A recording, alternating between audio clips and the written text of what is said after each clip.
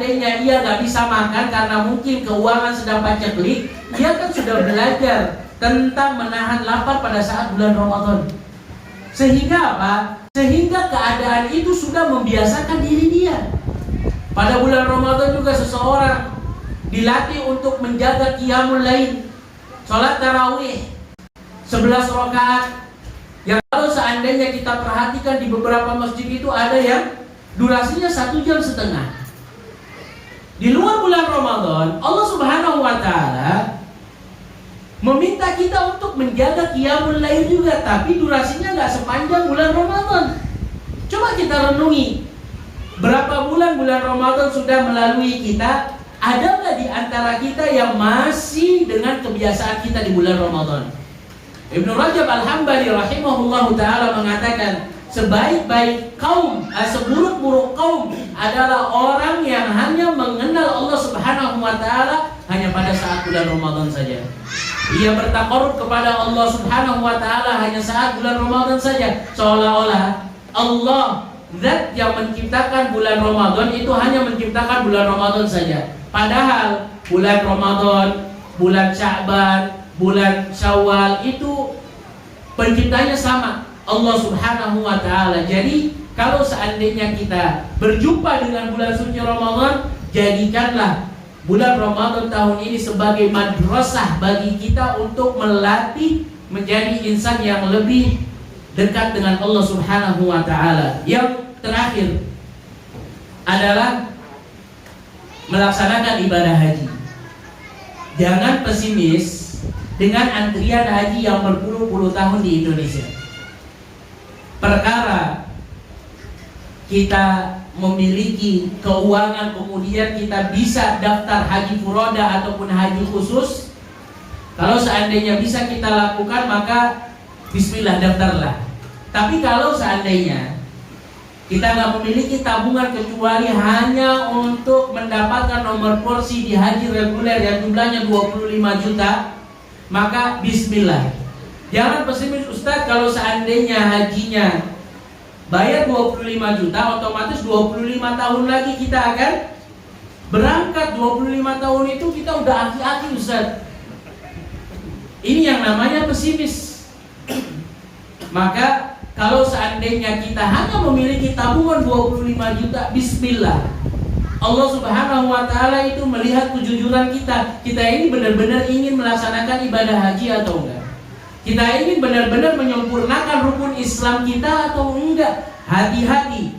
Umar bin Khattab radhiyallahu ta'ala anhu menyebutkan, barang siapa yang memiliki kemampuan akan tetapi belum terbesit untuk melaksanakan ibadah haji, kemudian ia meninggal, maka dikhawatirkan ia meninggal dalam keadaan jahiliyah. Bahkan di dalam redaksi lain, ia meninggal dalam keadaan Yahudi dan dalam keadaan Nasrani. Wal'iyadzubillah. Di dalam hadis yang lainnya, Rasulullah SAW mengatakan, demi Allah, seorang hamba itu terhalang dari banyak kebaikan 5 tahun berlalu, tapi ternyata ia tidak mengunjungiku dalam melaksanakan ibadah umroh atau ibadah haji. Manfaat yang besar akan didapatkan oleh orang-orang yang melaksanakan ibadah haji dan ibadah umroh. Dari sekarang tekadkan dan bulatkan semangat untuk bisa melaksanakan ibadah haji. Kalau seandainya kita lihat, mungkin di rumah kita ada aset yang bisa kita jual, kenapa enggak? Mungkin kalau seandainya kita lihat rumah atau mungkin mobil yang bisa kita jual, ternyata kita memiliki 3 mobil ataupun 2 mobil, bisa dijual 1, bisa dijual 2 untuk melaksanakan ibadah haji, kenapa enggak? Hadirin yang semoga dirahmati oleh Allah Subhanahu wa Ta'ala, inilah hadis yang ketiga yang disebutkan oleh Al-Imam An-Nawawi di dalam kitabnya Al-Arba'in An-Nawawiyah. Insyaallah kita akan lanjutkan hadis yang keempat, hadis yang menggambarkan kepada kita tentang perkara-perkara yang gaib. Ada di antara jamaah yang ingin bersedekah kepada kita membaca, silahkan.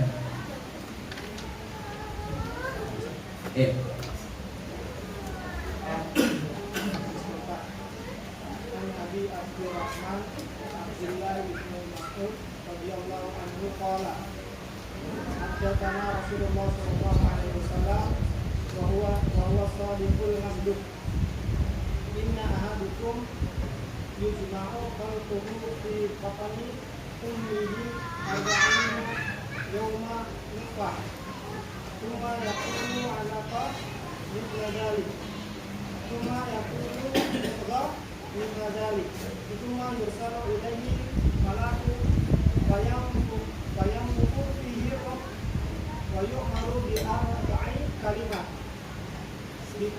bitakdi rizqihi wa ajalihi wa amalihi wa syaqiyun aw sa'idun fawallahi alladhi la ilaha ghairuhu inna ahadukum la ya'malu bi'amali ahlil jannah hatta ma yakunu bainahu wa bainaha ila dira'un fayasbiqu alaihi kitabu fayamalu bi'amali ahlin nar fayadkhuluha wa inna ahadakum la ya'malu bi'amali ahlin nar hatta ma yakunu bainahu wa bainaha illa dira'un fayasbiqu alaihi kitabu fayamalu bi'amali ahlil jannati fayadkhuluha rawahul Bukhari wa Muslim.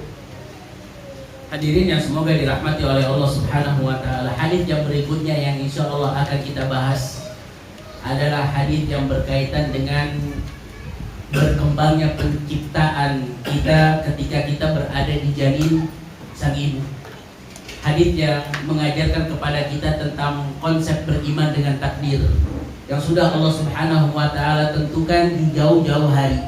Hadis ini disebutkan oleh Abdullah bin Mas'ud radhiyallahu taala anhu. Abdullah bin Mas'ud termasuk di antara sahabat-sahabat senior, termasuk di antara orang-orang yang awal-awal memeluk agama Islam, termasuk di antara sahabat-sahabat yang memiliki keberanian yang luar biasa berani.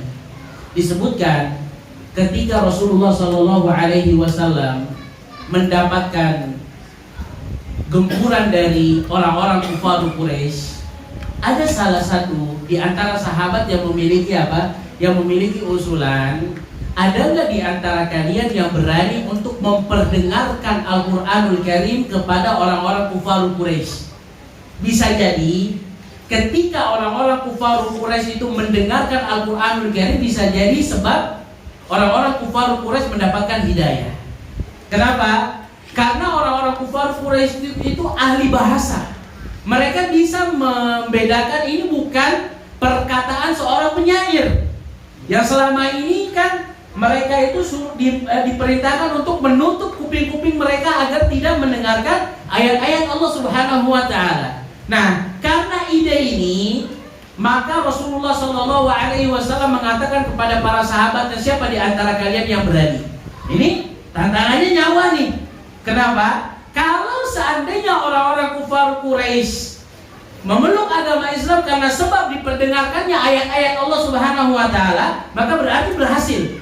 Tapi kalau seandainya enggak, malah mungkin mereka marah, muka kita itu bisa babak belur, berdarah-darah, gigi mungkin copot, bukan hanya 1, 2, 3 gigi, bahkan mungkin banyak. Maka di antara para sahabat, sosok Abdullah bin Mas'ud radhiyallahu taala anhu lah yang berkata kepada Rasulullah, saya wahai Rasulullah, saya yang akan memperdengarkan ayat-ayat Allah Subhanahu wa taala kepada orang-orang kufar Quraisy. Rasulullah Shallallahu Alaihi Wasallam mengatakan kepada Abdullah bin Mas'ud, jangan wahai Abdullah bin Mas'ud, jangan engkau. Kenapa? Karena Abdullah bin Mas'ud itu nggak memiliki qabilah ataupun suku yang kuat. Kesukuan orang-orang Arab itu kuat. Kalau seandainya ada di antara mereka yang salah, selama mereka masih dalam satu suku, itu satu sukunya itu berusaha untuk melindungi yang ini. Nah, Abdullah bin Mas'ud itu gak memiliki suku yang sekuat itu. Maka dari itu Rasulullah Shallallahu Alaihi Wasallam larang.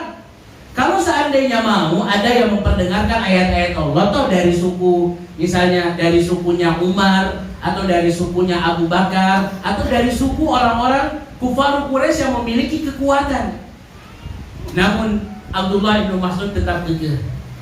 Ia keluar memperdengarkan ayat-ayat Allah Subhanahu wa taala. Memperdengarkan ayat-ayat Allah Subhanahu wa taala kepada orang-orang kufar Quraisy di siang hari bolong. Coba bayangkan. Ia mengatakan ketika orang-orang kufar Quraisy memiliki perkumpulan, memiliki tempat-tempat duduk di daerah Makkah, di daerah Ka'bah itu ada memang majlis ataupun tempat duduknya pemuka-pemuka Quraisy. Abdullah bin Mas'ud mulai membacakan ayat-ayat Allah Subhanahu wa taala, Ar-Rahman 'allamal Qur'an. Orang-orang yang mendengar itu harapannya kan tahu ini bukan perkataan seorang penyair. Ini begitu indah di perkataannya, ternyata tidak sesuai dengan ekspektasi. Mereka marah ketika mendengarkan Abdullah bin Mas'ud membaca ayat-ayat Allah Subhanahu wa taala. Apa yang dilakukan oleh orang-orang kufar Quraisy? Digebukin Abdullah bin Mas'ud sampai berdarah-darah. Begitulah mereka sahabat-sahabat Rasulullah sallallahu alaihi wasallam tidak malu untuk menampakkan izzahnya Islam. Tidak malu menampakkan sunnahnya Rasulullah sallallahu alaihi wasallam. Balik dia ke Rasulullah sallallahu alaihi wasallam. Kemudian Rasulullah sallallahu alaihi wasallam mengatakan kepada Abdullah bin Mas'ud, "Bukankah aku telah katakan jangan engkau wahai Abdullah bin Mas'ud?" Apa jawaban Abdullah bin Mas'ud? "Demi Allah wahai Rasulullah, kalau seandainya engkau perintahkan aku besok kembali memperdengarkan ayat-ayat Allah Subhanahu wa taala kepada mereka, maka pasti aku akan lakukan." Inilah yang menyebabkan Abdullah bin Mas'ud menjadi sosok yang berharga di sisi Islam. Pernah satu waktu ketika Rasulullah sallallahu alaihi wasallam mendapatkan curhatan dari sahabat-sahabat yang memiliki kesukuan yang kuat dari orang-orang kufar Quraisy. Khalid bin Walid pada saat itu terlambat masuk ke dalam agama Islam. Ternyata Abdullah bin Mas'ud itu sedang naik ke atas satu pohon. Subhanallah, memang fisiknya Abdullah bin Mas'ud itu bagian belakang dari kakinya itu apa? Kecil ataupun tipis banget. Diketawakan oleh sahabat-sahabat yang melihat kondisi fisiknya Abdullah bin Mas'ud. Maka dari itu Rasulullah sallallahu alaihi wasallam mengatakan, la tasubbu ashabi. Kalau anna ahadakum anfaqa mithla Uhudin dhahaba ma balagha mudda ahadihim wala nasibah. Janganlah kalian mencela salah seorang sahabatku. Ini Rasulullah sallallahu alaihi wasallam ucapkan menasehati sahabat-sahabat yang mencela Abdullah bin Mas'ud. Tentunya larangan tersebut pun berlaku untuk umatnya. Karena selama larangan itu bersifat umum, pada dasarnya larangan tersebut berlaku untuk orang-orang setelahnya. Kemudian Rasulullah sallallahu alaihi wasallam mengatakan, demi Allah, kalaulah seandainya betis ini, betis yang kalian hina, betis yang kecil ini ditimbang, maka lebih berat betis ini kalau seandainya ditimbang dengan beratnya gunung Uhud. Apa yang menyebabkan hal tersebut? Karena kita lihat bagaimana Abdullah bin Mas'ud di dalam membela agama Islam. Hadirin yang semoga dirahmati oleh Allah Subhanahu wa taala. Abdullah bin Mas'ud pun termasuk di antara sahabat-sahabat yang mengikuti peperangan Badr. Yang mengikuti peperangan Uhud. Enggak pernah absen dari jihad bersama dengan Rasulullah sallallahu alaihi wasallam. Seorang sahabat kalau udah mengikuti peperangan Badr, maka pasti ia mendapatkan janji dari Allah Subhanahu wa taala ketika Rasulullah sallallahu alaihi wasallam mengatakan i'malu ma syi'tum qad ghafartu lakum. Wahai orang-orang yang ikut peperangan Badar, lakukanlah apa yang ingin kalian lakukan. Aku telah ampuni dosa-dosa kalian. Udah dapat tawaran tuh dari Allah Subhanahu wa taala. Kalau seandainya ada yang memberikan tawaran kepada kita, itu insya Allah kita akan berlaku semena-mena. Tapi tidak. Abdullah bin Mas'ud ketika mendapatkan kesempatan untuk mengikuti peperangan Badar, kemudian ia pun mendapatkan janji ampunan dari Allah Subhanahu wa taala, ia tidak berleha-leha dengan janji tersebut. Ia tetap berjuang sampai kapan? Sampai garis finish, karena garis finish adalah kematian. Ketika Allah Subhanahu wa taala mengatakan wa'bud rabbaka hatta ya'tiyakal yaqin, sembahlah Rabbmu sampai kematian itu menjemputmu. Hadirin yang semoga dirahmati oleh Allah Subhanahu wa taala.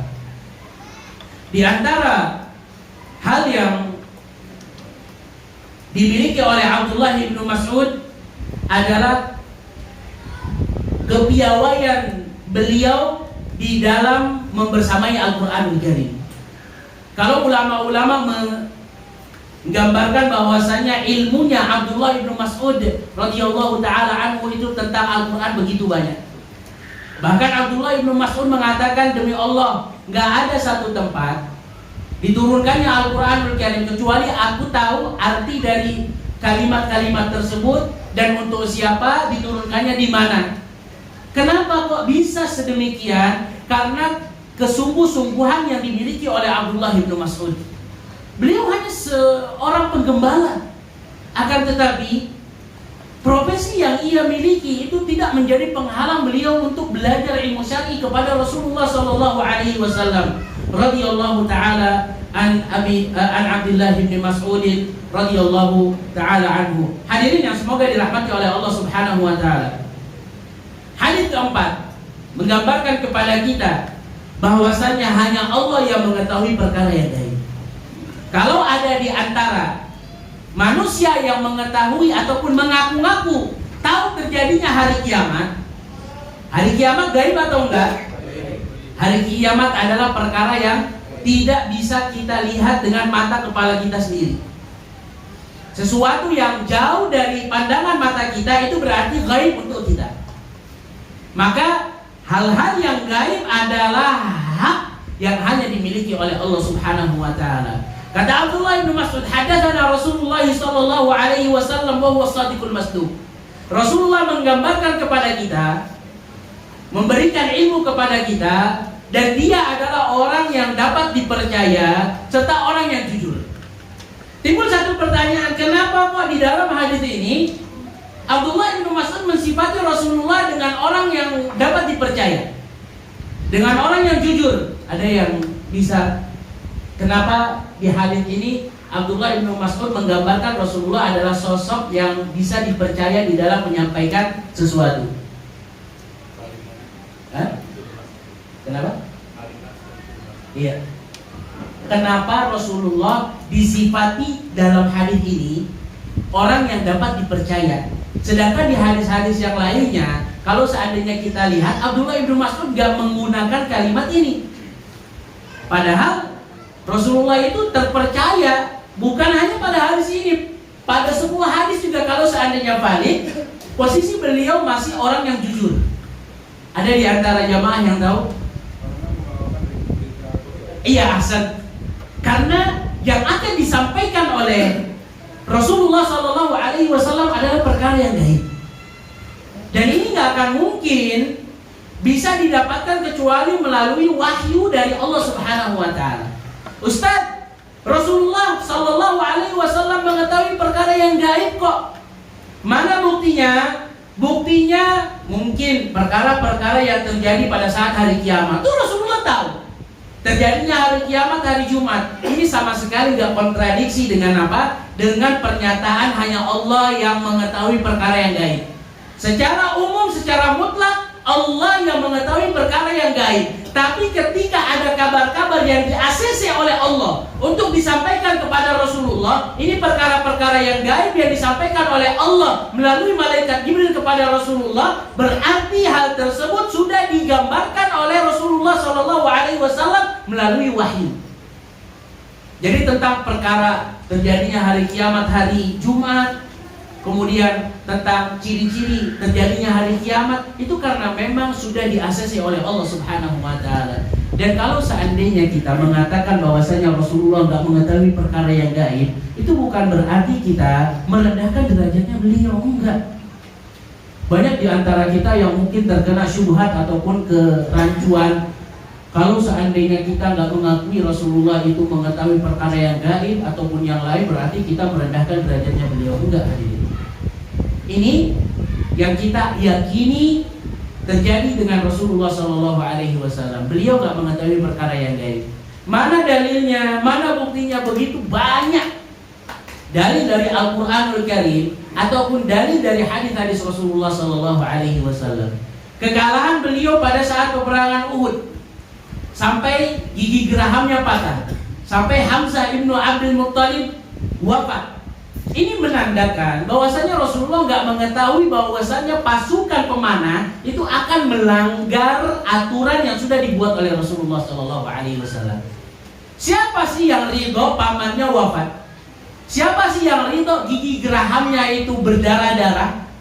Sampai Rasulullah SAW berdoa kepada Allah, ya Allah tolong laknat orang ini, orang itu. Kaifa yuflihu qaumun syajju nabiyyahum. Bagaimana seorang kaum, bagaimana satu kaum itu akan beruntung kalau mereka melukai nabinya, saking gaharnya ataupun saking marahnya Rasulullah SAW. Kalau seandainya beliau mengetahui perkara yang gaib, pasti Rasulullah SAW akan mengabarkan kepada para sahabatnya, nanti kalau seandainya saya berikan kabar kepada kalian jangan turun. Karena perkara gaib mengatakan hal yang demikian. Tapi tidak. Rasulullah nggak menggambarkan secara detail kepada para sahabat ridwanullahi alaihim ajma'in. Kemudian di antara hal yang lainnya yang menandakan Rasulullah nggak mengetahui perkara yang gaib, ada perhiasan yang digunakan oleh Aisyah radhiyallahu taala anha. Yang pada saat itu Aisyah sepulang dari satu peperangan, kemudian Aisyah kehilangan perhiasan tersebut. Para sahabat Rasulullah sibuk mencari perhiasan ini di mana. Bisa jadi di tempat ini, tempat itu, semalaman suntuk mereka mencari, ternyata mereka nggak mendapatkan perhiasan tersebut sampai berjumpa dengan waktu sholat subuh. Mereka nggak memiliki air, maka muncullah syariat tayamum. Mereka nggak memiliki air, maka muncullah syariat tayamum. Coba dipikirkan secara logika, air nggak ada, sholat subuh. Kalau seandainya Rasulullah mengetahui perkara yang gaib, pasti Rasulullah sudah memberi kabar kepada para sahabat bahwasanya perhiasan tersebut berada di onta yang dinaikkan oleh Aisyah radhiyallahu taala anha. Tapi ternyata enggak, hadirin. Jadi keyakinan perkara yang gaib itu hanyalah diketahui oleh Allah Subhanahu wa taala adalah keyakinan yang harus benar-benar terpatri dalam kalbu kita. Hadirin yang semoga dirahmati oleh Allah Subhanahu wa taala. Hadis ini adalah hadis yang berhubungan dengan asal diciptakannya manusia dari perkembangan janin di kandungan sang ibu.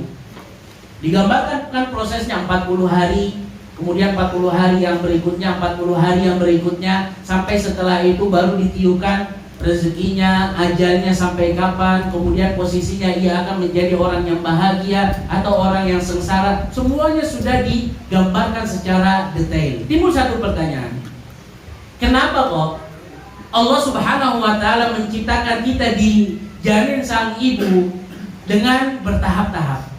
Kalau seandainya kita tahu Allah Subhanahu wa taala maha mampu, sebenarnya kan kalau satu waktu aja udah bisa.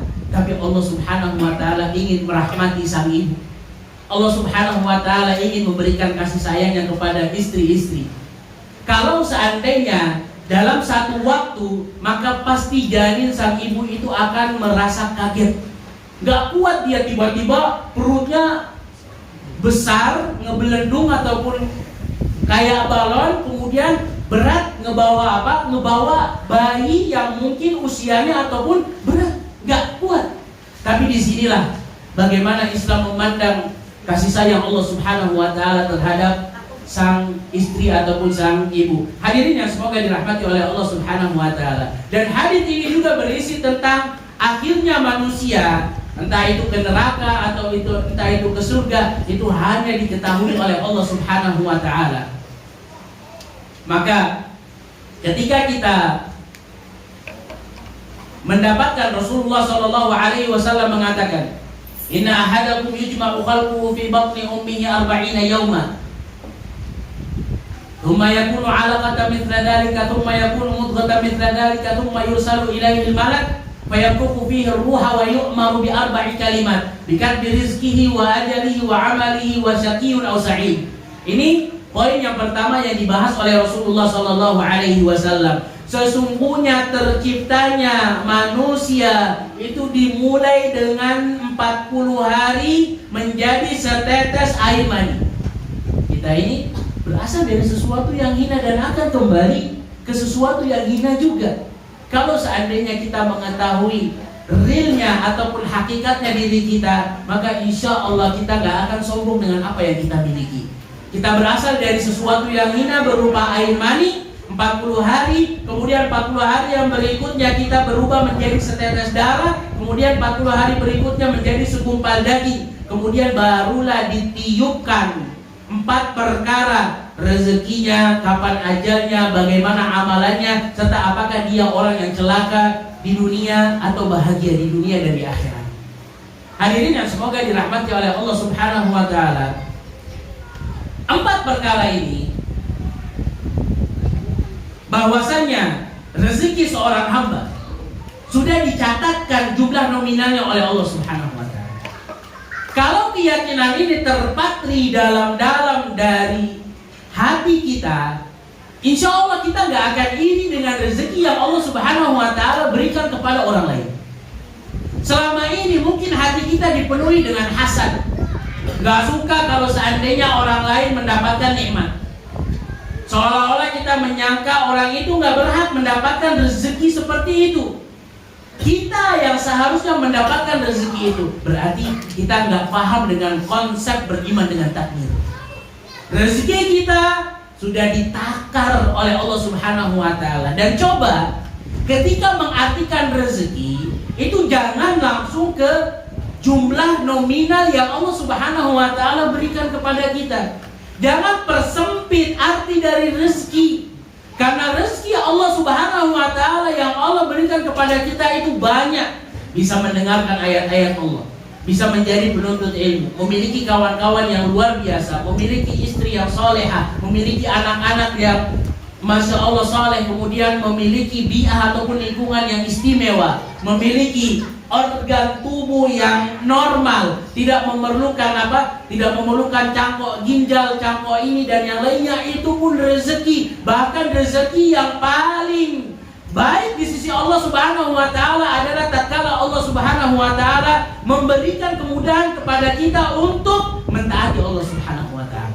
Ini rezeki yang luar biasa tingginya. Jadi bukan hanya uang, bukan hanya rumah, bukan hanya A, B, C, D. Tapi lihat, kalau seandainya Allah berikan kita rezeki bisa melakukan amalan-amalan ketaatan kepada Allah Subhanahu wa taala, ini adalah rezeki yang amat sangat istimewa di atas segala-galanya.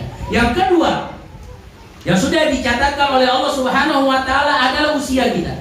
Demi Allah kita akan melalui fase malaikat akan mencabut nyawa kita. Demi Allah kita akan melalui fase ketika kita di kuburan kita akan ditanya, man rabbuk, siapa Rabbmu? Wa man nabiyuka, siapa nabimu? Wa ma dinuka, dan apa agamamu? Kalau seandainya pertanyaan-pertanyaan tersebut bisa dijawab oleh orang-orang sesuai dengan kadar hafalannya, maka insya Allah kita semua bisa menjawab pertanyaan-pertanyaan tersebut. Namun permasalahannya, kita bisa memberikan jawaban sesuai dengan apa yang diharapkan itu tergantung dari amalan kita di dunia ini. Jangan sampai kita menjadi orang-orang kufar yang ketika ditanyakan man rabbuk, siapa Rabbmu, aku gak tahu. Jangan sampai kita menjadi seorang yang munafik ketika ditanya siapa nabimu, aku gak tahu. Aku mendengarkan manusia mengatakan hal yang demikian, aku ikut-ikutan. Demi Allah kita akan melalui fase itu, hadirin. Kita akan diberdirikan oleh Allah Subhanahu wa taala dan ditanya setiap detail kenikmatan-kenikmatan yang Allah Subhanahu wa taala berikan kepada kita. Nikmat ini engkau gunakan untuk apa? Demi Allah kita akan melalui fase di mana kita akan melewati sirat, jembatan yang digambarkan oleh Rasulullah sallallahu alaihi wasallam, tipisnya setipis rambut, tajamnya setajam pedang. Wa 'alaiha kalalib. Kemudian di jembatan tersebut itu ada kail-kail yang akan menarik daging-daging kita. Ngeri hari tersebut. Dan semuanya sudah ditakdirkan oleh Allah Subhanahu wa taala, kita akan melalui fase itu. Maka bahagialah orang-orang yang diberi diberikan kesempatan oleh Allah Subhanahu wa taala di muka bumi ini, ia bisa manfaatkan dengan baik. Di dalam Al-Qur'anul Karim banyak ayat-ayat yang mengungkapkan tentang penyesalan seorang hamba. Kenapa kok nggak bisa maksimal? Bahkan di akhirat nanti kita semuanya berandai-andai, ya laitani kuntu turaba. Duhai sekiranya aku menjadi debu yang bertebangan. Nggak dihisab sama sekali, nggak diadab sama sekali. Maka sekaranglah waktunya. Sekaranglah waktunya. Jangan sampai kita menyesal di kemudian hari. Ajal kita sudah ditentukan oleh Allah Subhanahu wa taala. Tinggal pertanyaannya, sudah siapkah kita kalau seandainya malaikat maut menjemput nyawa kita? Yang berikutnya, di antara yang sudah ditakdirkan oleh Allah Subhanahu wa taala adalah amalan-amalan kita. Kita sudah ditentukan pada saat hari itu kita akan melakukan ini, pada saat hari itu kita akan melakukan itu. Semuanya sudah ditakdirkan oleh Allah Subhanahu wa taala. Dan yang terakhir, status kita bahagia ataupun sengsara pun sudah ditentukan oleh Allah Subhanahu wa taala. Kemudian Rasulullah Shallallahu Alaihi Wasallam ingin menggambarkan kepada kita di paragraf yang kedua. Kata beliau, "Fawallahi, alladzi la ilaha illa ghairuh, inna ahadakum la ya'malu bi 'amali ahli al-jannati hatta ma yakun bainahu wa bainaha illa dhira' fayasbiqu 'alaihi al-kitab fay'amalu bi 'amali ahli an-nar fayadkhulaha." Begitu juga sebaliknya. Kata Rasulullah Shallallahu Alaihi Wasallam, ada di antara hamba-hamba Allah Subhanahu wa taala yang secara kasat mata amalan-amalan dia itu soleh, amalan-amalan dia itu baik, amalan-amalan dia itu positif. Akan tetapi sudah ditakdirkan oleh Allah Subhanahu wa taala dia menjadi penduduk neraka, maka ia pun akan masuk ke neraka. Begitu juga sebaliknya. Ada di antara hamba-hamba yang secara kasat mata itu amalannya itu nggak baik, bermaksiat kepada Allah Subhanahu wa taala, sampai kita pesimis dia akan masuk ke dalam surga. Nggak tersisa dengan dirinya dan neraka kecuali jarak yang hanya sedikit. Akan tetapi takdir berkata lain, ia melakukan amalan-amalan penduduk surga di akhir hayatnya, kemudian ia pun masuk ke dalam surga. Dan ini membuat kita untuk tidak ujub dengan apa yang sudah kita lakukan, dan berusaha semaksimal mungkin kita nggak menilai orang lain, ini penduduk neraka, ini nggak berhak untuk masuk ke dalam surga. Karena yang namanya nihaya ataupun garis finish itu hanya Allah Subhanahu wa taala yang tahu. Lihat bagaimana para penyihir di zaman Fir'aun. Mereka betul-betul mentuhankan Fir'aun. Mereka berusaha untuk membunuh Nabi Musa alaihi salatu wassalam. Orang yang melihat realita yang ada, ini berarti penyihirnya Fir'aun itu bakal masuk ke neraka. Tapi di akhir hayat Allah Subhanahu wa taala berikan hidayah kepada mereka. Maka mereka pun memeluk agamanya Nabi Musa alaihi salatu wassalam. Bahkan mereka diancam akan apa? Akan disalib. Tapi karena keyakinan sudah ada pada diri mereka, mereka pun tetap kekeh dan mereka pun masuk ke dalam surga Allah Subhanahu wa taala. Jadi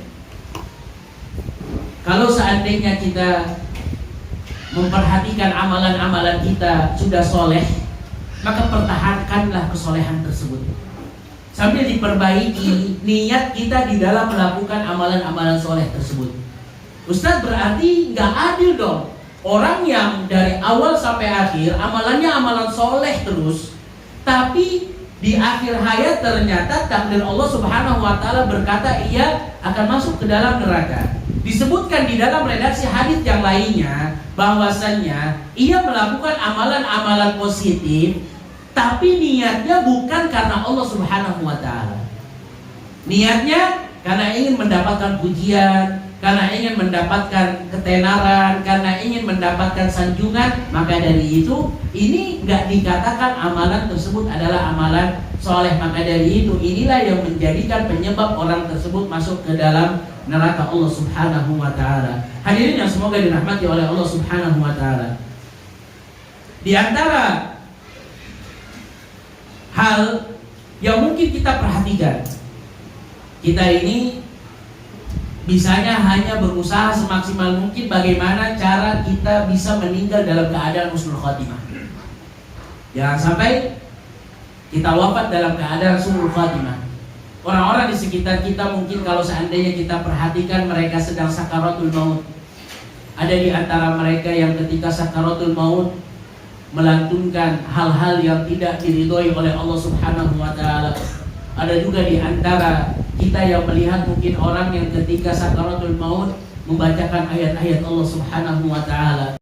Maka berusahalah semaksimal mungkin menjadi hamba-hamba Allah Subhanahu wa taala yang baik. Semoga Allah Subhanahu wa taala memberikan kita husnul khatimah dan semoga Allah Subhanahu wa taala melindungi kita dari yang namanya su'ul khatimah. Hadis yang berikutnya, hadis yang kelima, hadis yang disebutkan oleh Aisyah radhiyallahu taala anha. Siapa di antara jamaah yang ingin membaca silahkan.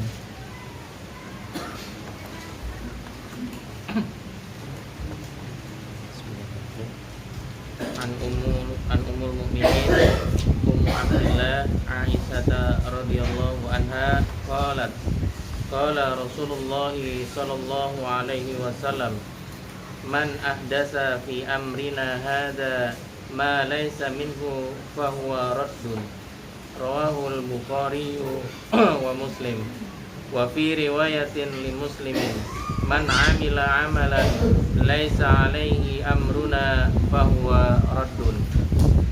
Dari Ummul Mukminin Ummu Abdullah Aisyah radhiyallahu anha, dia berkata, Rasulullah sallallahu alaihi wasallam bersabda, barang siapa mengerjakan suatu amalan bid'ah atau amalan yang baru dalam urusan agama ini yang tidak termasuk bagian darinya, tidak ada dasar hukumnya, maka amalan tersebut tertolak.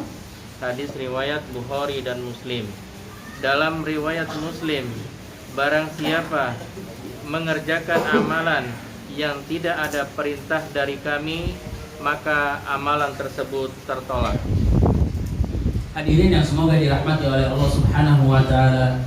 Hadis yang berikutnya yang disebutkan oleh Al-Imam An-Nawawi rahimahullahu taala adalah hadis yang menjadi barometer seorang muslim di dalam beragama.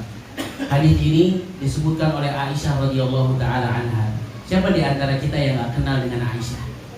Seorang wanita yang dinikahkan oleh Rasulullah sallallahu alaihi wasallam.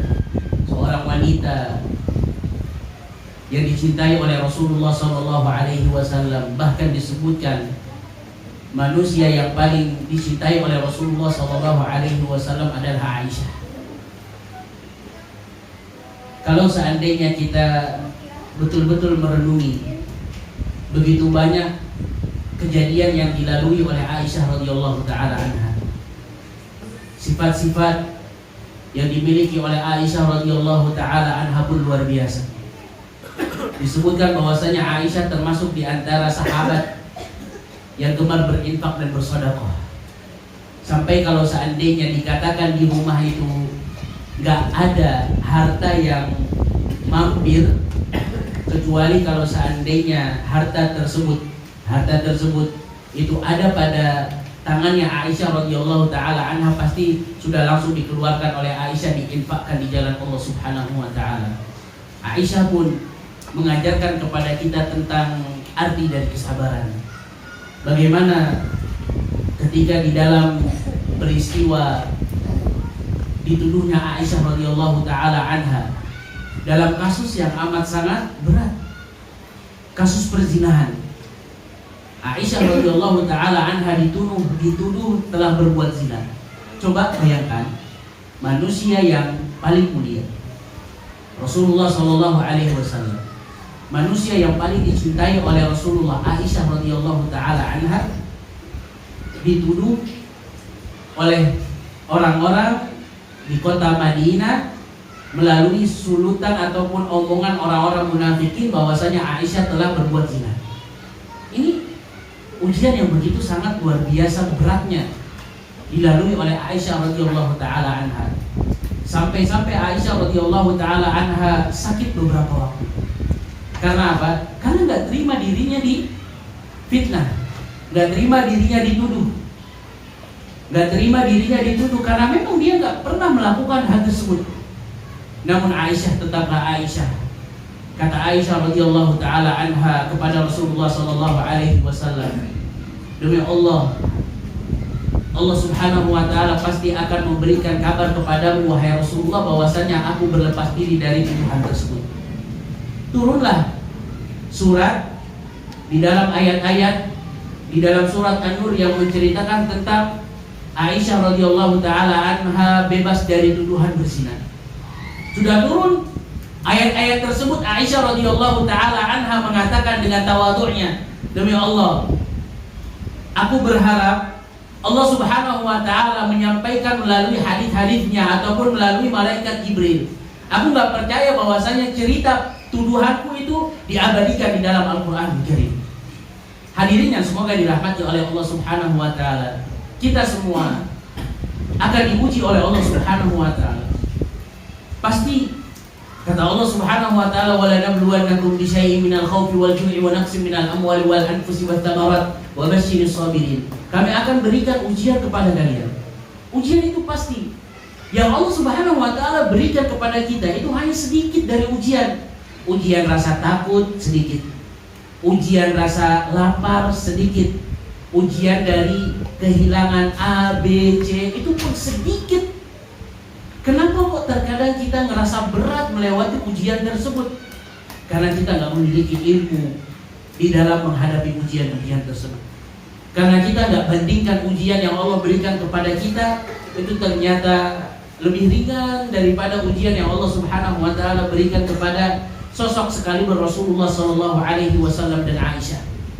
Rasulullah sallallahu alaihi wasallam ketika tuduhan Aisyah radhiyallahu taala anha itu tersebar di kota Madinah, Rasulullah nggak bisa berbuat apa-apa karena nggak ada alat zaman sekarang mungkin yang bisa menemukan penemuan bahwasanya misalnya di bekas kainnya ada bekas sperma ataupun yang lainnya. Rasulullah Shallallahu Alaihi Wasallam dalam masalah genting seperti ini, beliau nggak berbicara dengan hawa nafsu. Beliau menanti ilmu dari Allah Subhanahu Wa Taala. Lihat bagaimana pentingnya berilmu. Dan ilmu inilah yang akan membawa kita bisa menyelesaikan masalah demi masalah.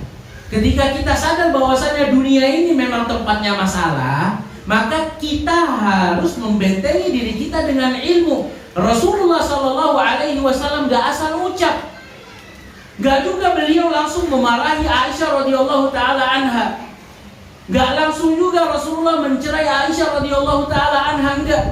Rasulullah mengatakan kalau seandainya engkau melakukan hal tersebut, maka taubatlah kepada Allah Subhanahu wa taala. Ini yang diucapkan oleh Rasulullah sallallahu alaihi wasallam. Hadirin yang semoga dirahmati oleh Allah Subhanahu wa taala. Berbicara tentang Aisyah radhiyallahu taala anha beserta apa yang disebutkan di dalam hadis-hadis tentang keutamaan Aisyah radhiyallahu taala anha, memberikan gambaran kepada para ummahat ataupun azwaj agar bisa meniru bagaimana Aisyah radhiyallahu taala anha di dalam rumah tangga. Cemburu, Aisyah radhiyallahu taala anha pernah cemburu. Bahkan mungkin kalau seandainya kita perhatikan cemburunya Aisyah radhiyallahu taala anha itu sampai membuat pecah perkakas yang ada di rumahnya. Tapi Rasulullah Shallallahu Alaihi Wasallam memaklumi kecemburuan Aisyah radhiyallahu taala anha. Demi Allah, mungkin ada di antara kita yang terkadang menghadapi kecemburuan yang membabi buta dari pasangannya. Bagaimana kita bisa bersikap kalau seandainya kita nggak mempelajari biografinya Rasulullah? Bagaimana ketika beliau menghadapi kecemburuannya Aisyah radhiyallahu taala anha? Bagaimana ketika Rasulullah Shallallahu Alaihi Wasallam mengungkapkan kata-kata romantis ataupun membuat perbuatan-perbuatan yang romantis untuk Aisyah radhiyallahu taala anha. Di antara hal yang disebutkan bahwasannya Aisyah radhiyallahu taala anha adalah wanita yang paling mulia di umat Nabi Muhammad sallallahu alaihi wasallam. Malaikat Jibril pun mengucapkan salam untuk Aisyah radhiyallahu taala anha. Ini pertanda bahwasanya Aisyah radhiyallahu taala anha memiliki kedudukan yang besar. Bahkan sampai sekarang pun kita bisa mendapatkan hal-hal yang bermanfaat dari jalurnya Aisyah radhiyallahu taala anha. Disebutkan bahwasanya Aisyah itu termasuk di antara sahabat-sahabat yang banyak meriwayatkan hadis. Banyak yang menukilkan hadisnya hingga sampai kepada kita. Jadi ternyata sosok beliau yang menjadi ibu rumah tangga atau menjadi istri sang Rasulullah Shallallahu Alaihi Wasallam tidak menutup kemungkinan beliau menjadi seorang yang bisa menjadi keran-keran kebaikan. Begitu juga hendaknya sang istri berusaha semaksimal mungkin menjadi keran-keran kebaikan untuk suaminya, untuk anak-anaknya, kemudian untuk kawan-kawannya. Lihatlah Aisyah radhiyallahu taala anha dengan kesederhanaan rumah yang ia miliki. Kecil rumahnya Aisyah radhiyallahu taala anha. Akan tetapi Aisyah radhiyallahu taala anha terkenal dengan sosok yang amat sangat mulia di sisi Allah Subhanahu wa taala. Hadirin yang semoga dirahmati oleh Allah Subhanahu wa taala. Pada hadis yang kelima, hadis ini menjelaskan secara gamblang bahwasanya amalan yang baru dan tidak ada contohnya dari Rasulullah Sallallahu Alaihi Wasallam di dalam syariat Islam, maka amalan tersebut akan tertolak. Kita sih inginnya ketika melihat amalan orang lain, kita sih inginnya amalan-amalan tersebut diterima oleh Allah Subhanahu Wa Taala. Namun begitu banyak dalil-dalil yang ada menggambarkan kepada kita bahwasanya di sana ada amalan-amalan yang tidak diterima oleh Allah Subhanahu Wa Taala. Salah satu contoh ketika Rasulullah menggambarkan di antara hamba-hambanya, ada yang sholat akan tetapi yang diterima hanya 1/9 dari sholatnya. Ada juga di antara seorang hamba yang sholat akan tetapi yang diterima hanya 1/8 dari sholatnya. Ada juga yang hanya 1/7. Karena memang di sana ada amalan-amalan yang gak akan diterima oleh Allah Subhanahu Wa Taala. Kalau seandainya amalan-amalan tersebut gak sesuai dengan syaratnya, gak dilakukan karena Allah Subhanahu Wa Taala, gak dilakukan sesuai dengan SOP yang sudah diajarkan oleh Rasulullah Sallallahu Alaihi Wasallam, bagaimana mungkin amalan tersebut akan diterima oleh Allah Subhanahu Wa Taala? Rasulullah Sallallahu Alaihi Wasallam itu diutus kepada kita agar tugas kita itu copy paste apa yang dilakukan oleh Rasulullah Sallallahu Alaihi Wasallam di dalam beribadah. Maka dari itu dalam banyak hadis Rasulullah Sallallahu Alaihi Wasallam mengatakan dalam masalah solat, "Shallu kama ra'aitumuni usalli." Salatlah kalian sebagaimana kalian melihat diriku salat. "Khudhu anni manasikakum." Ambil dariku tata cara manasik kalian. Hadirin, kalau seandainya kita bekerja di satu perusahaan, perusahaan tersebut memiliki SOP. Kalau seandainya SOP tersebut dilanggar, maka apa yang akan kita dapatkan sebagai pegawai dari perusahaan tersebut? Minimal kita akan mendapatkan surat teguran, atau bahkan mungkin kita akan mendapatkan potongan gaji, atau yang lebih parah kita akan dipecat dari perusahaan tersebut. Bukankah demikian? Kalau seandainya satu perusahaan boleh membuat peraturan, maka Rasulullah Shallallahu Alaihi Wasallam pun sudah membuat peraturan di dalam beragama.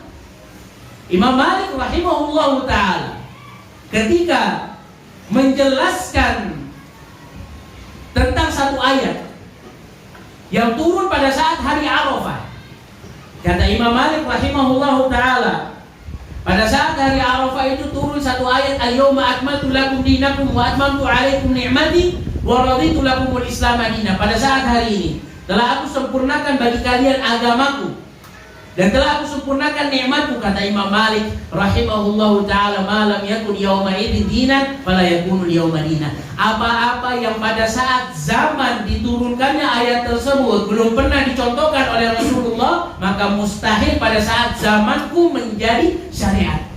Ini udah simple aja. Semua di antara kita faham Rasulullah Shallallahu Alaihi Wasallam itu diutus untuk ditaati. Kalau seandainya kita nggak mentaati Rasulullah Shallallahu Alaihi Wasallam di dalam masalah ibadah, ya apa manfaatnya Rasulullah diutus?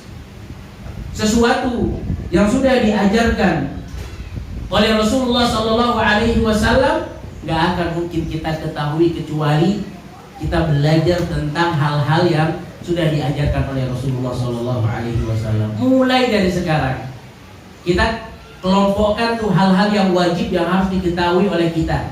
Misal kita memiliki kewajiban untuk menjaga sholat 5 waktu berjamaah. Berarti di antara amalan-amalan yang harus sesuai dengan SOP-nya Rasulullah Shallallahu Alaihi Wasallam yang pada saat ini genting kita ketahui apa? Mengetahui bagaimana cara wudhunya Rasulullah Shallallahu Alaihi Wasallam, mengetahui cara sholatnya Rasulullah Shallallahu Alaihi Wasallam. Ketika akan berjumpa dengan bulan Ramadan, maka PR pertama kita adalah bagaimana caranya kita mengetahui, belajar apa yang dilakukan oleh Rasulullah Shallallahu Alaihi Wasallam. Atau bahkan mungkin ketika kita memiliki profesi sebagai penjual, ini juga penting harus kita ketahui agar apa? Di sana ada akad-akad yang tidak diperbolehkan oleh Allah dan Rasulnya. Tujuannya apa? Ketika kita mengetahui akad ini nggak benar, maka kita tinggalkan. Akad ini boleh, maka kita lakukan. Itu kalau seandainya profesi kita sebagai penjual. Tapi kalau seandainya profesi kita sebagai petani misalnya, di sana juga Islam telah mengatur bagaimana cara bertani, bagaimana cara pembagiannya. Maka hal yang wajib diketahui oleh kita yang berprofesi sebagai petani apa? Amalan-amalan apa saja yang harus kita perhatikan ketika kita bertani.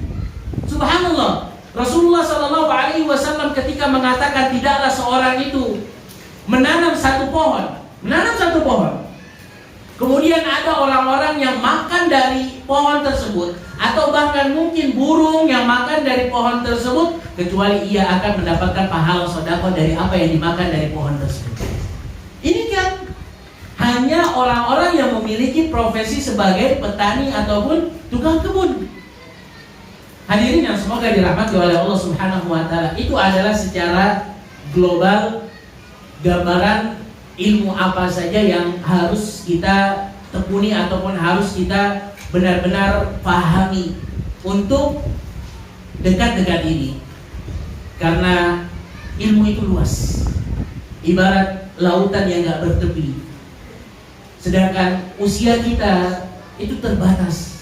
Maka apa yang harus kita prioritaskan di dalam mencari ilmu itu adalah satu perkara yang penting.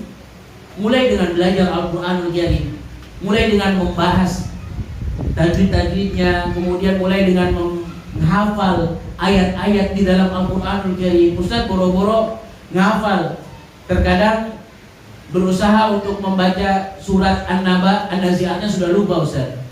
Kita nih kayaknya udah gak cocok lagi untuk menghafal Al-Quran. Jangan pesimis. Waqad ta'allama ashabu Rasulillah sallallahu alaihi wasallam wa hum kibar. Para sahabat itu mulai belajar ketika usia mereka sudah masuk waktu senja. Memang belajar ketika usia kita senja itu sulit. Kenapa? Karena banyak aja hambatannya. Baru mau ke saung belajar ternyata istri telepon, Bi, gas di rumah habis Bi. Bi, anak sakit Bi. Panggilan ibu negara tidak bisa dielakkan. Namun coba dikomunikasikan. Orang yang usianya masuk waktu senja, kalau seandainya ia telaten di dalam mengusir hambatan-hambatan tersebut, pasti akan berhasil kok. Salah satu contoh aja nih mungkin, ketika tadi itu ada di kasus yang pertama kita sebutkan, di gas habis.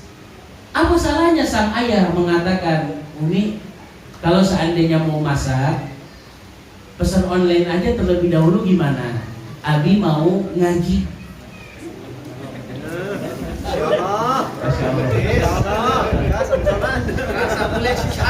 Ini kayaknya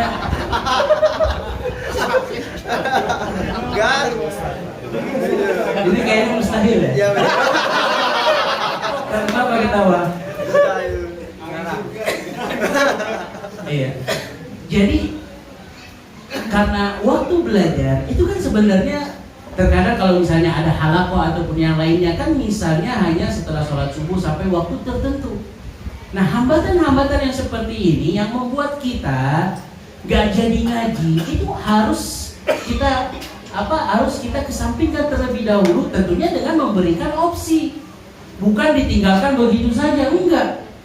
Kalau seandainya bisa suami istri sama-sama belajar, kenapa enggak? Karena ilmu inilah yang akan membuat lengket hubungan antara suami istri. Di sana kita akan mengetahui hak-hak yang harus kita terima, kewajiban-kewajiban apa yang harus kita lakukan. Begitu juga, jangan pesimis dengan usia yang sudah senja, udah ada di antara kita yang masuk kepala 4, kepala 5, bahkan mungkin kepala 6. Mulailah dari meletakkan skala prioritas di dalam belajar. Hadirin yang semoga dirahmati oleh Allah Subhanahu wa taala. Itulah SOP yang sudah digambarkan oleh Rasulullah sallallahu alaihi wasallam. Semuanya udah ada kok. Kalau seandainya kita mau instan, kita bisa membuka YouTube misalnya cara sholatnya Rasulullah. Lihat ustaz siapa yang menyampaikan misalnya.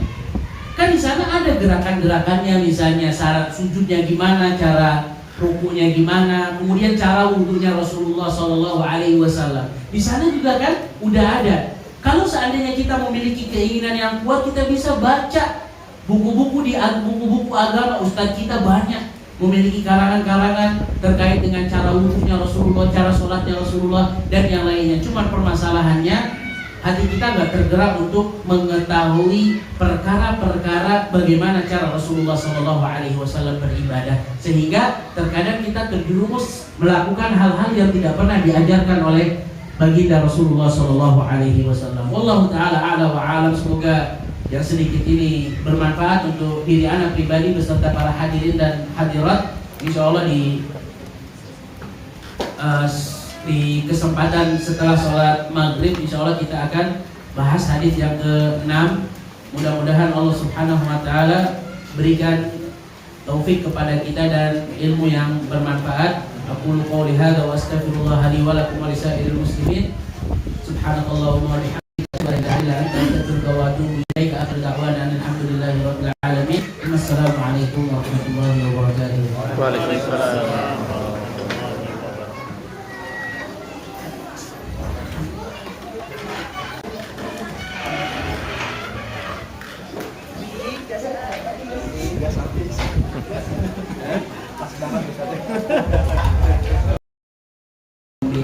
Radhiyallahu anhum wa radu'an. Orang-orang yang pertama-tama mengenal agama Islam dari kaum Muhajirin dan kaum Ansar. Mereka adalah kaum yang diridhoi oleh Allah Subhanahu wa taala. Lihat kalimat diridhoi oleh Allah Subhanahu wa taala, dan mereka pun ridho dengan apa yang Allah Subhanahu wa taala berikan kepada mereka. Ini adalah satu ujian dari Allah Subhanahu wa taala. Jadi ketika kita mendapatkan ada orang-orang yang berusaha untuk menjelek-jelekkan sahabat Rasulullah Shallallahu Alaihi Wasallam, apa kewajiban kita? Kewajiban kita adalah menjelaskan yang benar. Kewajiban kita adalah membela mereka, karena ini adalah wujud kecintaan kita kepada Rasulullah Shallallahu Alaihi Wasallam. Bahkan Al-Imam Abu Zur'ah mengatakan, "Idza ra'aita ar-rajula yantaqisu ahadan min ashabin Nabi sallallahu alaihi wasallam, fa'lam annahu zindiq." Kalau seandainya engkau mendapatkan ada seseorang yang mencela satu saja sahabat Rasulullah, maka ketahuilah orang ini adalah orang zindiq, orang munafik. Kenapa? Karena sebenarnya yang mereka tuju adalah mencela agama ini. Tapi ketika mereka gak mampu mencela agama ini secara langsung, mereka mencela orang-orang yang membawa agama Islam ini, maka tertujulah celaan mereka kepada sahabat-sahabat ridwanullahi alaihim ajma'in. Maka dari itu Al-Imam Ibnu Taimiyah rahimahullahu ta'ala mengatakan akidah yang benar yang harus dimiliki oleh orang-orang muslim adalah menjaga lisan. Menjaga lisan itu dalam artian ya gak menjelek-jelekkan mereka, kemudian memuji mereka dengan kebaikan, dan menjaga hati dari sikap kebencian, dongkol kepada sahabat-sahabat ridwanullahi alaihim ajma'in. Bahkan seorang muslim hendaknya mendoakan sahabat-sahabat Rasulullah sallallahu alaihi wasallam, karena mereka lah yang luar biasa pengorbanannya untuk agama Islam.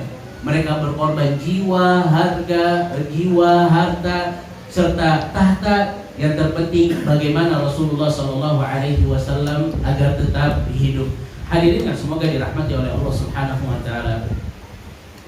Abdullah bin Umar adalah sosok sahabat junior yang terkenal dengan keberaniannya.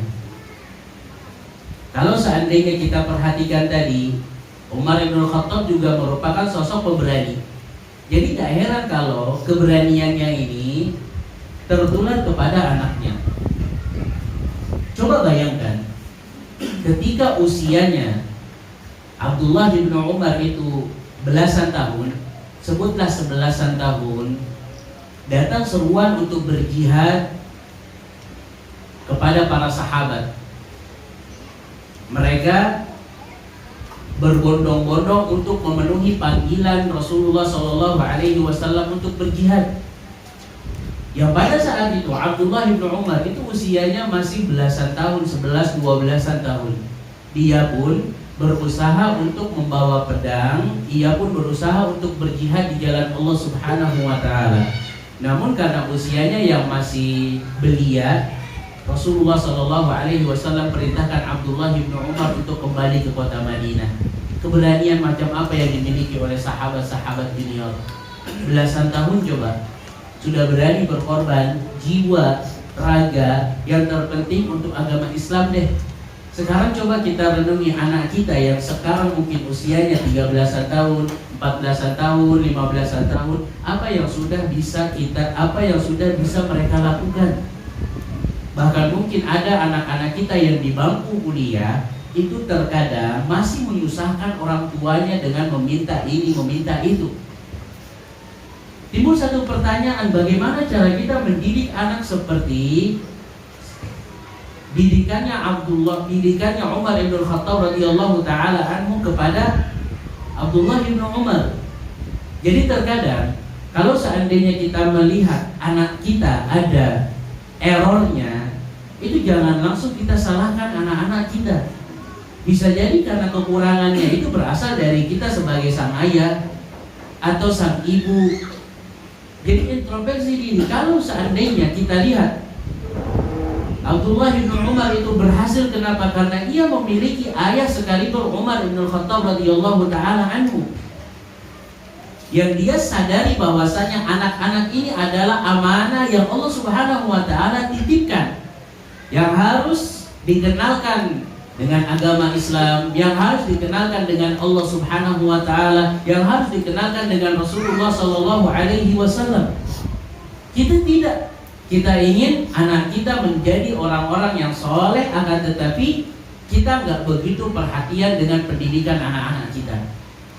Kalau seandainya kita ingin mendidik anak-anak kita menjadi seperti Abdullah bin Umar, maka perhatikanlah apa yang dilakukan oleh Umar bin Khattab radhiyallahu taala anhu kepada anak-anaknya.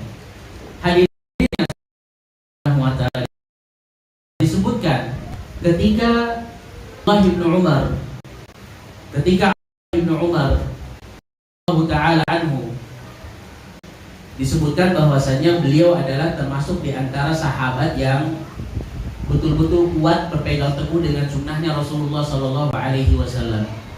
Ini sifat yang kelihatan jelas dari Abdullah bin Umar.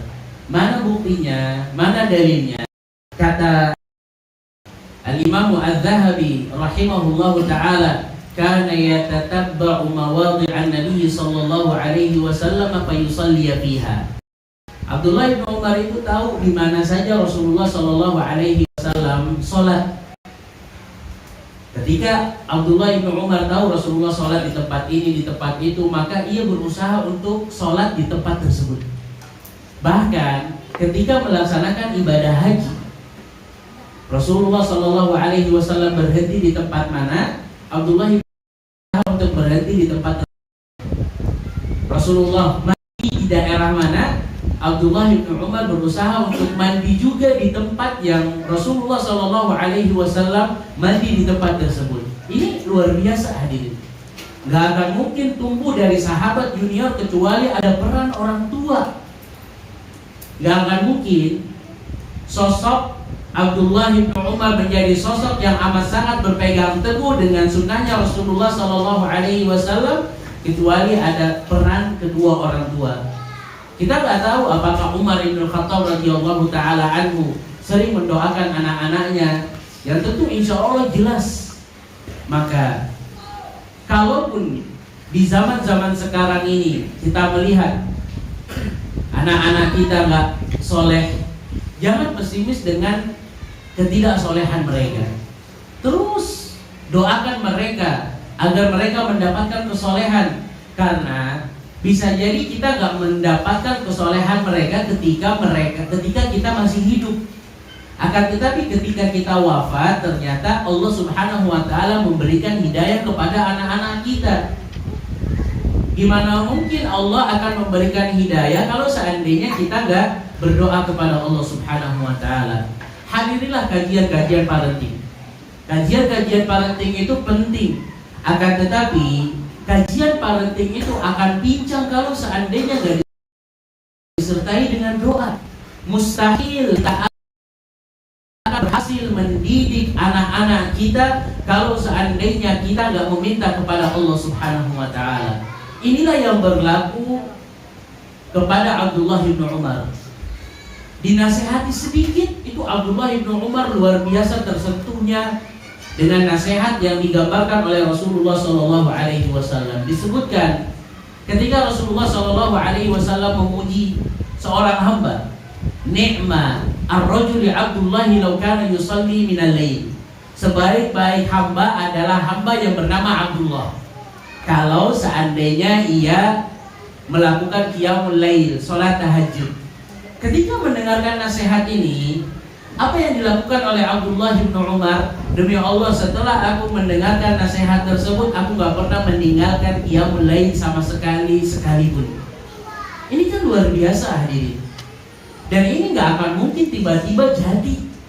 Kalau seandainya Umar bin Khattab gak perhatian dengan pendidikan anak-anaknya, maka mustahil akan jadi orang sekaliber Abdullah bin Umar radhiyallahu taala anhuma.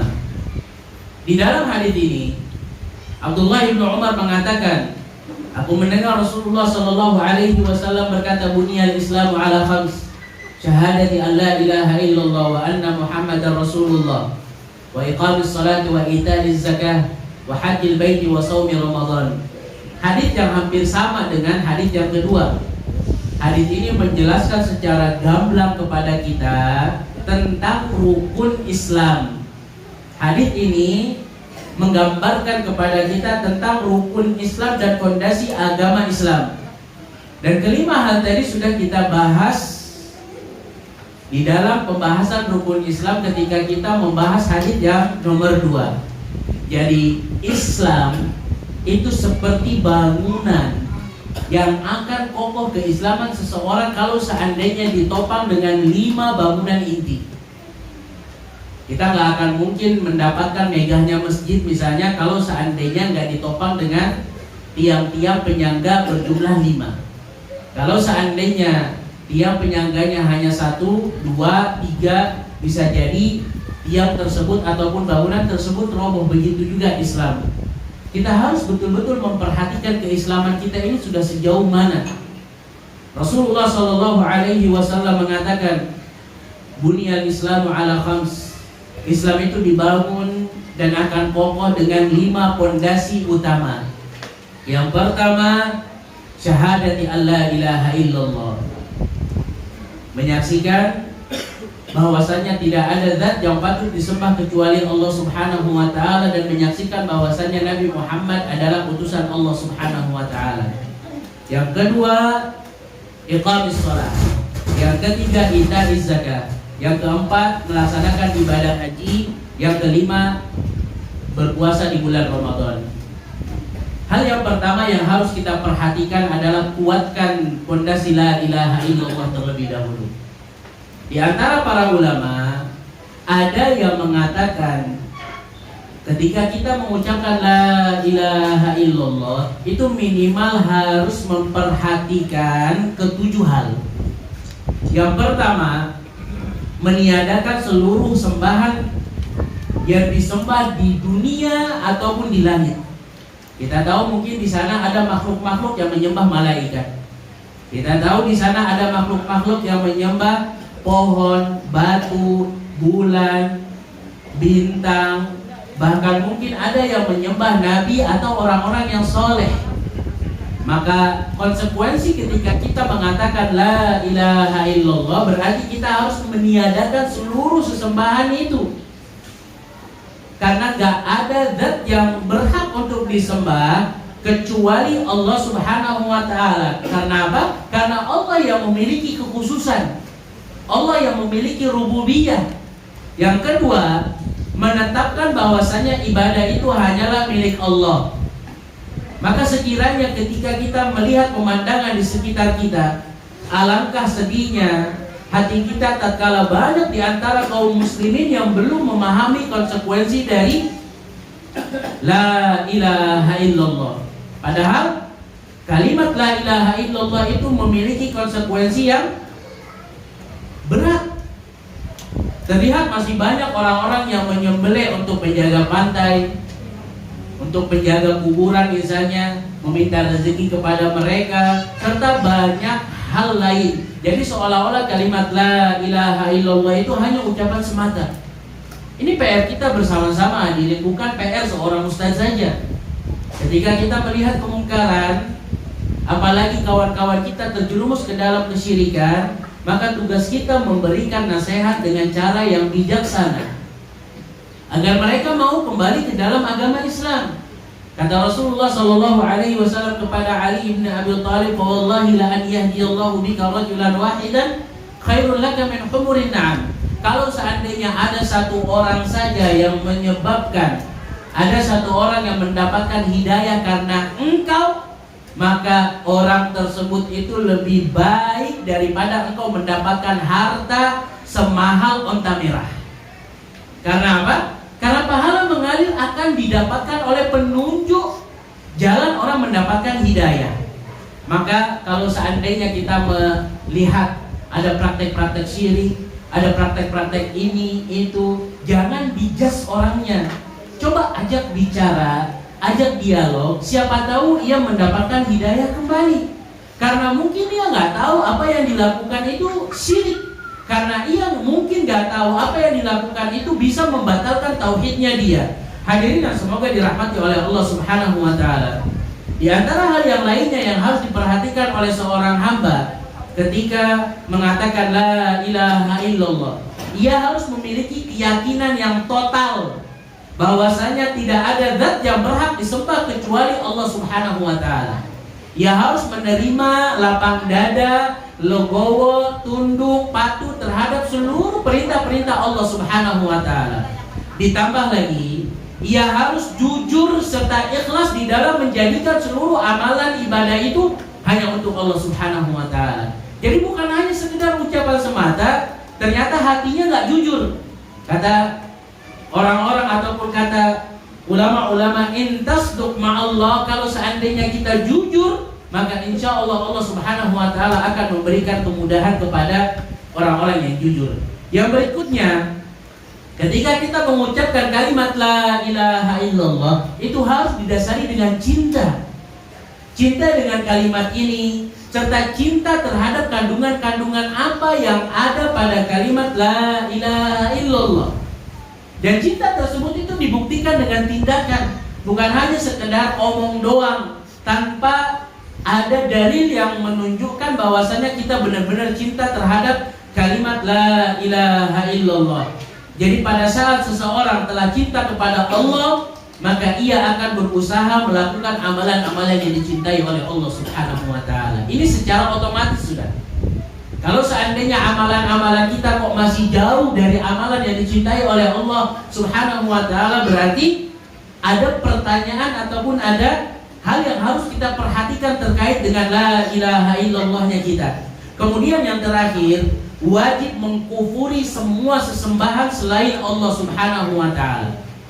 Artinya ketika kita mengucapkan la ilaha illallah, kita harus meyakini seyakin-yakinnya bahwasannya zat yang selain Allah Subhanahu wa taala, semua sesembahan selain Allah Subhanahu wa taala itu harus kita ingkari. Harus kita ingkari. Inilah poin-poin penting ketika kita memperhatikan la ilaha illallah. Timbul satu pertanyaan. Ketika persaksian kita tidak ada Tuhan yang patut disembah kecuali Allah Subhanahu wa taala, ketika keyakinan ini kuat, ketika keyakinan ini kokoh, maka insya Allah seluruh keyakinan-keyakinan yang benar itu akan kita dapatkan. Tapi kalau seandainya keyakinan ini rapuh dalam diri kita, jangan salahkan kalau seandainya kita masih malas-malasan di dalam beribadah kepada Allah Subhanahu wa taala. Bagaimana cara mengokohkan pondasi-pondasi ini? Ya gak ada cara lain kecuali kita belajar ilmu syar'i. Belajar yang dengan terstruktur ataupun dengan apa? Dengan secara manhajiyah yang benar, metode yang benar. Adapun daurah-daurah yang seperti ini, sebagaimana yang sudah kita gambarkan, hanya sebagai pembuka cakrawala. Hadirin yang semoga dirahmati oleh Allah Subhanahu wa taala. Kemudian yang berikutnya yang disebutkan oleh Abdullah bin Umar radhiyallahu taala anhu di dalam hadis ini, ada poin penting yang harus kita perhatikan ketika Syekh bin Baz rahimahullahu taala mengatakan, orang-orang yang menjaga sholat, mereka dijamin akan mendapatkan kebaikan dan surga dari Allah Subhanahu wa ta'ala. Kemudian beliau mengatakan, alangkah banyaknya keuntungan dari menjaga sholat 5 waktu, akan tetapi sayang beribu sayang banyak di antara kaum muslimin yang tidak perhatian dengan perkara sholatnya, bahkan terlambat serta meninggalkan sholat. Allah Subhanahu wa ta'ala ketika bertanya kepada penduduk neraka, lihat pertanyaan Allah Subhanahu wa ta'ala, masalakakum fi saqar, apa yang menyebabkan kalian kok bisa masuk ke neraka saqar? Jawaban mereka, qalu lam nakum minal musallin. Mereka berkata, kami belum menjaga solat kami. Ini kan benar-benar menjadi teguran nih untuk orang-orang yang masih lalai di dalam menjaga sholat. Allah Subhanahu wa ta'ala berkata di dalam Al-Quran, fawailul lil musallin alladzina hum an sholatihim sahun.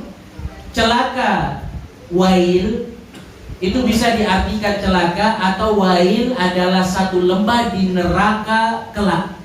Akan Allah Subhanahu wa ta'ala berikan untuk siapa? Untuk orang-orang yang sholat.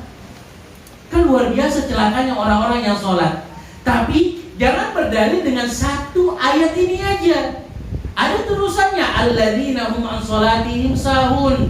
Orang-orang yang lalai ketika mereka sholat, gak khusyuk lah, tidak perhatian dengan amalan-amalan hati ketika sholat. Sholatnya masih terlambat, kemudian sholatnya juga masih diakhirkan. Gak sholat waktu zuhur kecuali mendekati waktu asar, gak sholat waktu maghrib kecuali ketika mendekati waktu isya. Inilah yang ditegur oleh Allah Subhanahu wa ta'ala. Dalam poin yang berikutnya, ketika Rasulullah SAW mengatakan puasa bulan Ramadan,